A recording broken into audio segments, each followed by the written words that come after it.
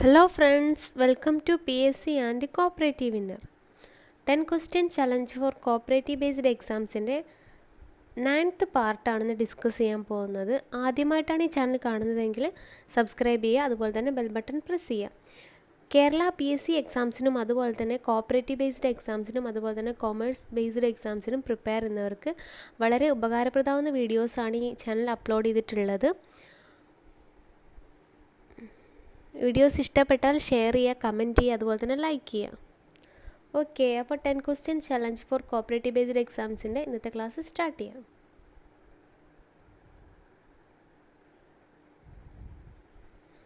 ഇത്രയും കോപ്പറേറ്റീവ് എക്സാംസാണ് ഇന്നത്തെ വീഡിയോ യൂസ്ഫുൾ ആയിട്ടുള്ളത്.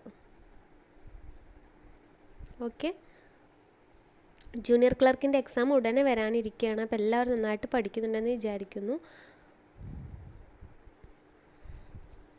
അപ്പോൾ കുറച്ച് ബാങ്കിങ് അതുപോലെ തന്നെ അക്കൗണ്ടിങ് പ്രീവിയസ് ക്വസ്റ്റ്യൻസ് ആണ് ഇന്നത്തെ വീഡിയോയിൽ ഉൾപ്പെടുത്തിയിട്ടുള്ളത്. The claim of the owners against the business is called. The claim of the owners against the business is called. That is capital. Okay,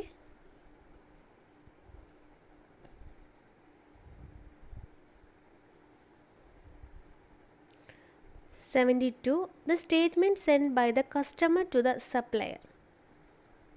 The statement sent by the customer to the supplier. That is debit note. Okay, customer സപ്ലയർക്ക് send ചെയ്യുന്നതാണ് debit note. Credit note വേറെ ഉണ്ട്, രണ്ടും കൂടി confused ആവണ്ട, ഒന്ന് പഠിച്ചു വയ്ക്കുക. കസ്റ്റമർ സപ്ലയർക്ക് സെൻഡ് ചെയ്യുന്നത് ഡെബിറ്റ് നോട്ട്.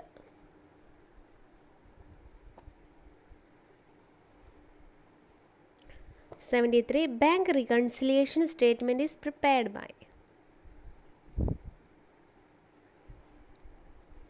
കസ്റ്റമർ. ഇതെല്ലാവർക്കും അറിയുന്നൊരു ഈസി ക്വസ്റ്റ്യൻ ആണെന്ന് വിചാരിക്കുന്നു.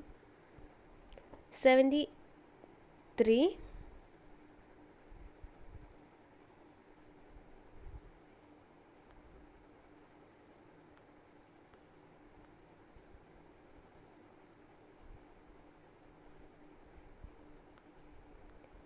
ഒരു ക്വസ്റ്റ്യനും കൂടി റിപ്പീറ്റ് ചെയ്ത് വന്നിട്ടുണ്ട്. ബാങ്ക് റീകൺസിലിയേഷൻ സ്റ്റേറ്റ്മെൻറ്റുമായി ബന്ധപ്പെട്ടതാണ്.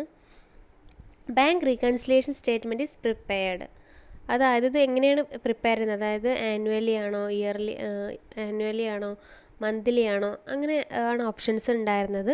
അപ്പോൾ അതിൻ്റെ ആൻസർ എന്ന് പറയുന്നത് പീരിയോഡിക്കലി എന്നുള്ള ആൻസറാണ് correct answer. Okay, bank reconciliation statement is prepared in പീരിയോഡിക്കലായിട്ടാണ് പ്രിപ്പയർ ചെയ്യേണ്ടത്. Okay, next 74 brokerage paid for purchasing land is a dash.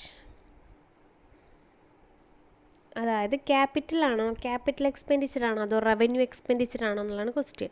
Brokerage paid for purchasing land, just നമുക്ക് ഒറ്റ നോട്ടത്തിൽ ഇത് കണ്ട റവന്യൂ എക്സ്പെൻഡിച്ചർ എന്നാണ് നമുക്ക് വിചാരിക്കുക. But it is a capital expenditure. Okay, land purchase ചെയ്യുമ്പോൾ കൊടുക്കുന്ന ബ്രോക്കറേജ് ഒരു ക്യാപിറ്റൽ എക്സ്പെൻഡിച്ചറാണ്. 75 bill of exchange is a dash. Bill of exchange എന്താണെന്നുള്ളതാണ്. അതിൽ ഓപ്ഷനിൽ കുറച്ച് സ്റ്റേറ്റ്മെൻറ്റ്സുകൾ ഉണ്ടായിരുന്നു.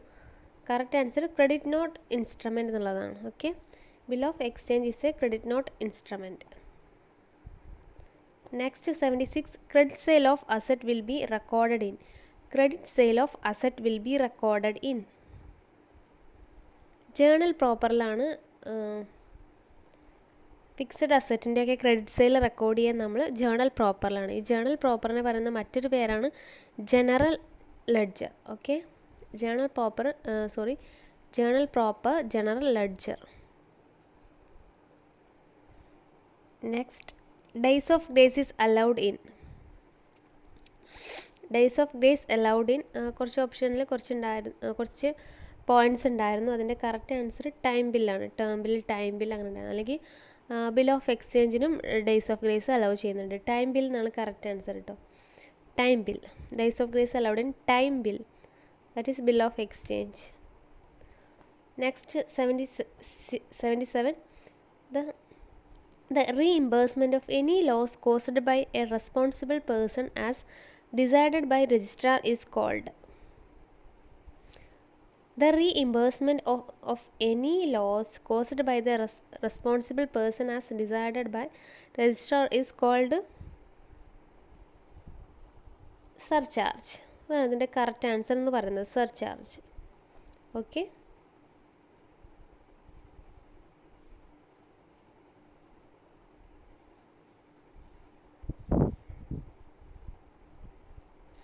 റെസ്പോൺസിബിൾ പേഴ്സൺ എന്തെങ്കിലും ലോസ് ഉണ്ടായിട്ടുണ്ടെങ്കിൽ അത് റീഇംബേഴ്സ് ചെയ്യണം. അതിന് പറയുന്ന പേരാണ് സർചാർജ്. അതിന് കൊടുക്കുന്ന പേയ്മെൻറ്റാണ് surcharge. Next 78. National federation for industrial cooperatives set up in the year. National federation of industrial cooperative set up ചെയ്തത് 1966 66-ലാണ്. Okay. National federation of industrial cooperatives. Okay, മറക്കണ്ട, 1966. 79. Procedure for amendment of bylaw specified in. ഏത് റൂളിലാണ് procedure for amendment of bylaw specify ചെയ്യുന്നത്? ഏത് റൂളിലാണ്? പ്രൊസീജിയറാണ് കേട്ടോ. Procedure for amendment of bylaw. Rule 9 and 10. Rule 9, 10 procedure for amendment of bylaw. 9, 10. Okay. 80. First cooperative marketing society in India started at. First cooperative marketing society in India started at Kumbakonam. Okay, കുംഭകോണമാണ് ഇതിൻ്റെ answer എന്ന് പറയുന്നത്. പല source refer ചെയ്തപ്പോൾ ഹൂബ്ലി ആയിരുന്നു, കർണാടക ഹൂബ്ലി ആയിരുന്നു first marketing സൊസൈറ്റിയിൽ in India start ചെയ്തതെന്നുള്ളത് കൊടുത്തിരുന്നു. പക്ഷേ ഒരു പ്രീവിയസ് ക്വസ്റ്റ്യൻ പേപ്പറിലാണ് കുംഭകോണം എന്ന് കണ്ടത്. ആൻസർ കുംഭകോണം തമിഴ്നാട്ടിലാണ്.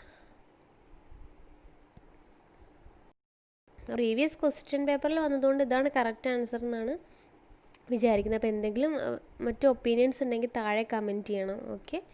അതുപോലെ തന്നെ നമ്മൾ ഗൂഗിളിൽ സെർച്ച് ചെയ്യുമ്പോൾ നമുക്ക് കറക്റ്റായിട്ട് കിട്ടുന്നത് കുംഭകോണം തന്നെയാണ്. ഹുബ്ലി രണ്ടാമതായിട്ടാണ് ഫോം ചെയ്തിട്ടുള്ളത് എന്നുള്ളതാണ് പറയുന്നത്. Okay, thank you. അപ്പോൾ വീഡിയോ ഇഷ്ടപ്പെട്ടാൽ ലൈക്ക് ചെയ്യുക, കമൻറ്റ് ചെയ്യുക, ഷെയർ ചെയ്യുക. അതുപോലെ തന്നെ ആരെങ്കിലും ഈ ചാനൽ സബ്സ്ക്രൈബ് ചെയ്യാനുണ്ടെങ്കിൽ സബ്സ്ക്രൈബ് ചെയ്യുക. അതുപോലെ തന്നെ ബെൽ ബട്ടൺ പ്രസ് ചെയ്യുക. Okay, thank you.